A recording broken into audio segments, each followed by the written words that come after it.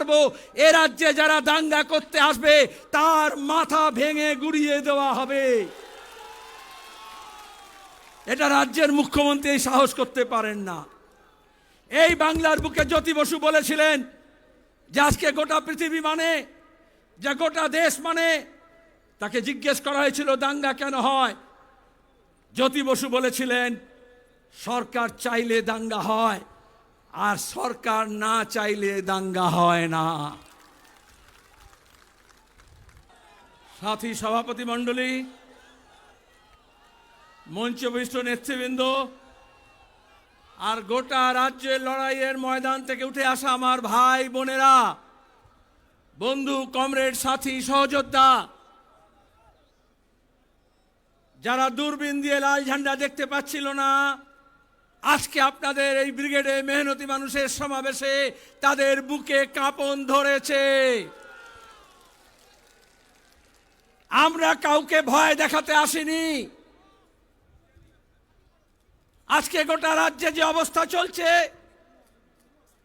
গোটা দেশে যে অবস্থা চলছে, সেখানে খেটে খাওয়া মানুষ যারা পরিশ্রম করছে, তাদের পরিশ্রমের জায়গা ছোট হচ্ছে। খেটে খাওয়া মানুষকে খুঁটে খাওয়ার পর্যায়ে নিয়ে যাচ্ছে। আর যারা লুটে খাচ্ছে, তারা লুটের বাজার বড় করতে চাইছে।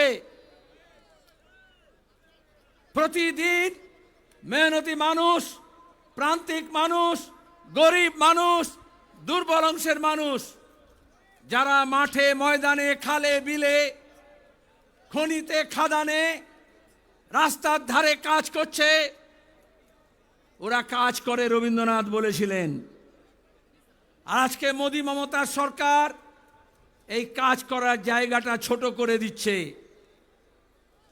কোন কেন্দ্র সরকারের দপ্তরে, কোন রাজ্য সরকারের দপ্তরে নিয়োগ হচ্ছে না,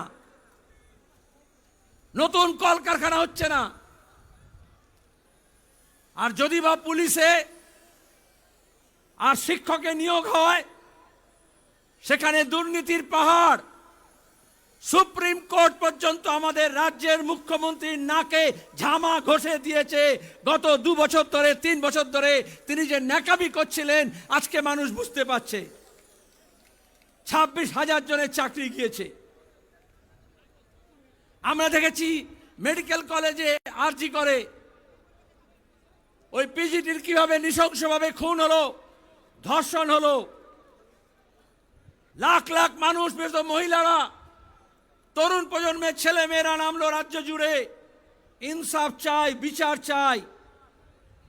আর কেন্দ্র রাজ্য সরকার উভয় মিলে ঠিক করলো, কলকাতা পুলিশ আর সিবিআই এক লাইনে দাঁড়িয়ে গেল, বলল আইনে বিচার হবে না, লাইনে চলবে। যারা বলেছিল এই বৈশাখ মাসে তপ্ত গরমে দুপুর বেলা ব্রিগেডে কি করে হবে, আমরা বলেছিলাম, কেউ আগে ভেবেছিল লাখ লাখ মহিলা রাত মধ্যরাত্রে 14ই আগস্টে ইনসাফের জন্য, বিচারের জন্য, আরজি করের মাথা ধরার দাবিতে রাস্তায় নামবেন। তাহলে রাজ্য পাল্টাচ্ছে। মানুষ নিজের অধিকার বুঝে নেওয়ার জন্য, হক বুঝে নেওয়ার জন্য সোচ্চার হচ্ছে। 2011-র পরে এখানে যখনই আমরা ব্রিগেড দেখেছি, রাস্তায় কত আক্রমণ, বাড়িতে হামলা, হুমকি, যে বাসে করে এসছে তার উপরে হামলা। কলকাতায় সমাবেশ হয়েছে, নির্লজ্জ কলকাতার পুলিশকে দিয়ে সেই বাসগুলোকে ভাঙচুর করা হয়েছে। এখন আর কিন্তু সে অবস্থা নেই। দিন পাল্টাচ্ছে, তার আগাম বার্তা এসছে। কোচবিহার থেকে কাকদ্বীপ কারুর মুরদ হবে না, লাল ঝান্ডার গায়ে হাত তুলবে 2025 সাল।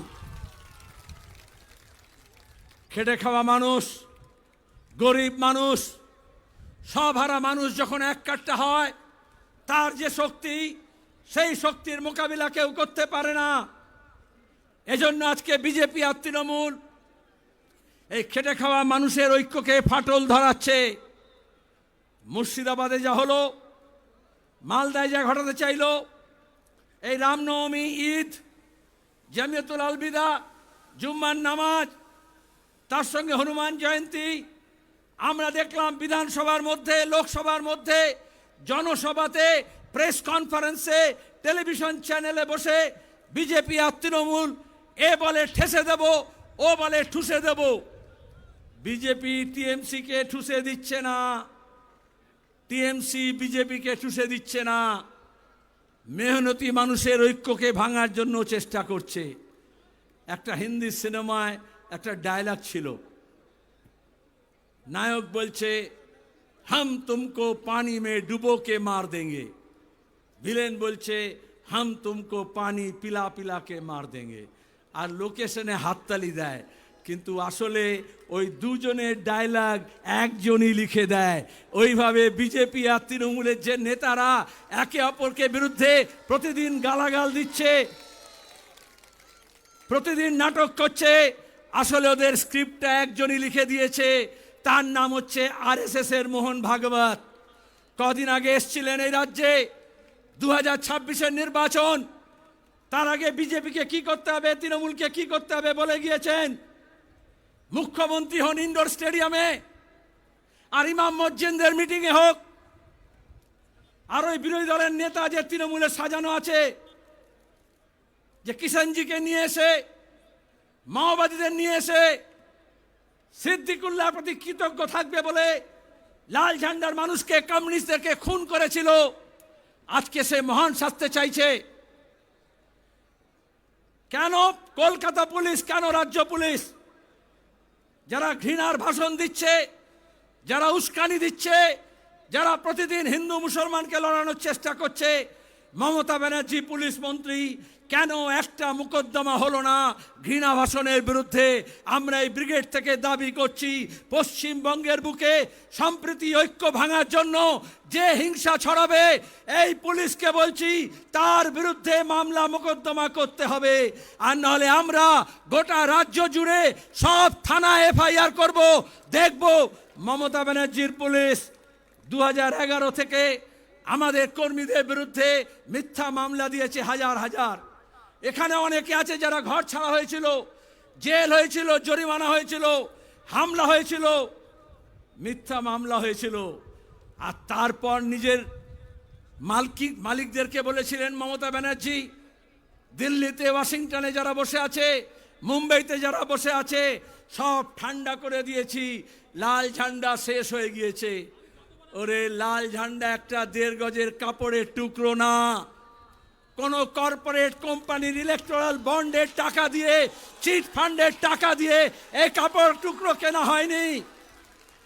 ক্ষেত মজুর, দিন মজুর, একটা হকার, বস্তিবাসী, কলোনিবাসী, উদ্বাস্তু মানুষ,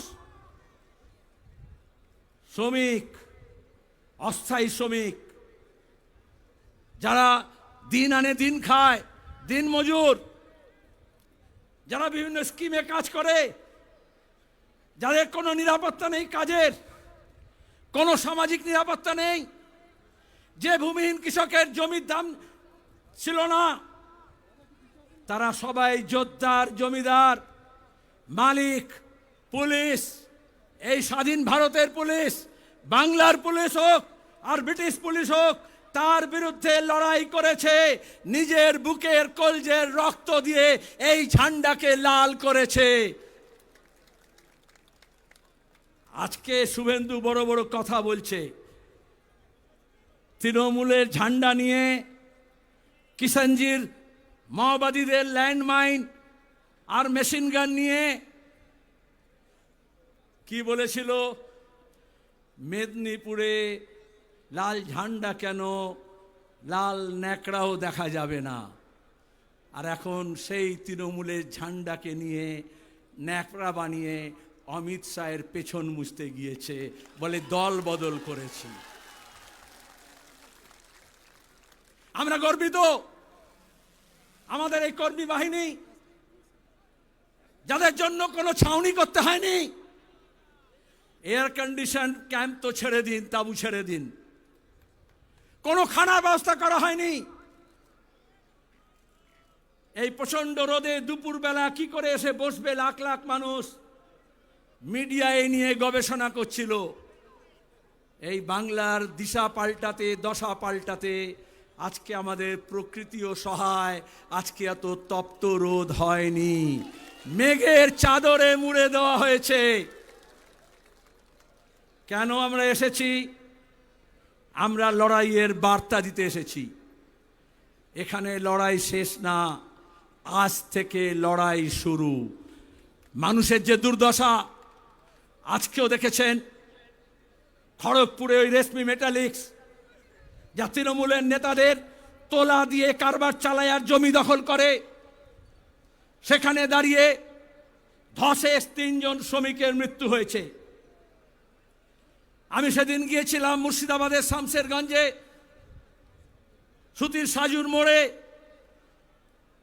কোথাও পুলিশের গুলিতে আর কোথাও দাঙ্গাবাজ হামলাকারীদের বিরুদ্ধে আক্রমণে যে মানুষ মারা গেল তাদের কাছে গিয়েছিলাম ঐক্যের বার্তা নিয়ে, সম্প্রীতির বার্তা নিয়ে। আমরা এখানে যখন মিটিং করছি, আক্রান্ত আমরা প্রতিনিধিরা যে অম্বিকেশ মহাপাত্র কার্টুন ফরওয়ার্ড করেছিল সত্যজিৎ রায়ের বার্তা, তাকে তৃণমূল হামলা করেছিল, পুলিশ মামলা করেছিল, জেল দিয়েছিল। তার নেতৃত্বে আমাদের প্রতিনিধি দল, এখন আমরা আক্রান্ত। তারা ওই মনীন্দ্র বর্মন লোকগীতি গায়, ভাওয়াইয়া সঙ্গীত, এই শিক্ষক নিয়োগের দুর্নীতি, আজ 26,000-এর চাকরি গিয়েছে তার জন্য গান বেঁধেছিল, গান লিখেছিল। স্বভাব কবি, সবসময় গান লেখে, গান গায়। লোকশিল্পী বলতে পারেন, গ্রাম্য শিল্পী বলতে পারেন। গান আপলোড করার পরে পুলিশ তার বিরুদ্ধে মামলা রুজু করেছে, তাকে তোরা হামলা করেছে, সে এখন ঘর ছাড়া। যারা আমাদের ঘর ছাড়া করছে, আন্দোলনকারীদের ছাড়া করছে, আমরা শপথ নিচ্ছি তাদেরকে আমরা রাজ্য ছাড়া করে ছাড়ব।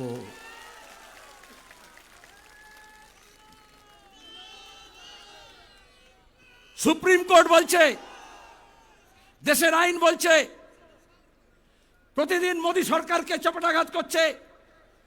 যেভাবে সার্ভেলেন্স, যেভাবে নজরদারির ব্যবস্থা করা হচ্ছে, নাগরিকদের অধিকার কেড়ে নেওয়া হচ্ছে, গণতান্ত্রিক অধিকার কেড়ে নেওয়া হচ্ছে।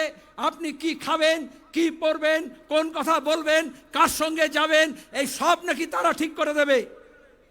আমাদের সংবিধান বলছে আমাদের অধিকার আছে প্রত্যেকের নিজের নিজের, মেরি মার্জি। সেখানে দাঁড়িয়ে আমাদের যে বৈচিত্র্য আছে, এই যে আলাদা পোশাক আছে, আলাদা খাদ্যাভ্যাস আছে, আলাদা বুলি আছে, আলাদা ভাষা আছে, আজকে একটা ফাঁসিবাদী রাষ্ট্র তৈরি করার জন্য যে নয়া ফাঁসিবাদী ঝোঁক দেখা দিচ্ছে, আরএসএস এই কাজটা চেয়েছিল। ধর্মের উন্মাদনা তৈরি করে, ধর্মীয় ভাবাবেগ তৈরি করে একটা ধর্মীয় রাষ্ট্র করব বলে তারা গোটা দেশে, উত্তর ভারতে, মধ্য ভারতে, পশ্চিম ভারতে গত 3 দশক ধরে যে তাণ্ডব নৃত্য করেছে, গুজরাটে যে গণহত্যা করেছে, আজকে মমতার দয়ায় আর দোয়ায় সেই আরএসএস আমাদের রাজ্যে ঘর বাঁধছে আর মানুষের ঘর ভাঙছে। রাজ্যের পুলিশ, তৃণমূল কংগ্রেস, রাজ্যের প্রশাসনের মুরদ নেই এই দাঙ্গাবাজদের আটকাবে। তার জন্য লাল ঝান্ডাকে মজবুত করতে হবে, ডান্ডাগুলোকে একটু মোটা করতে হবে। তবেই আমরা বুদ্ধদেব ভট্টাচার্যের ভাষায় বলতে পারবো, এ রাজ্যে যারা দাঙ্গা করতে আসবে তার মাথা ভেঙে গুড়িয়ে দেওয়া হবে। এটা রাজ্যের মুখ্যমন্ত্রী সাহস করতে পারেন না। এই বাংলার বুকে জ্যোতি বসু বলেছিলেন যে আজকে গোটা পৃথিবী মানে, যে গোটা দেশ মানে। তাকে জিজ্ঞেস করা হয়েছিল দাঙ্গা কেন হয়, জ্যোতি বসু বলেছিলেন সরকার চাইলে দাঙ্গা হয়, আর সরকার না চাইলে দাঙ্গা হয় না।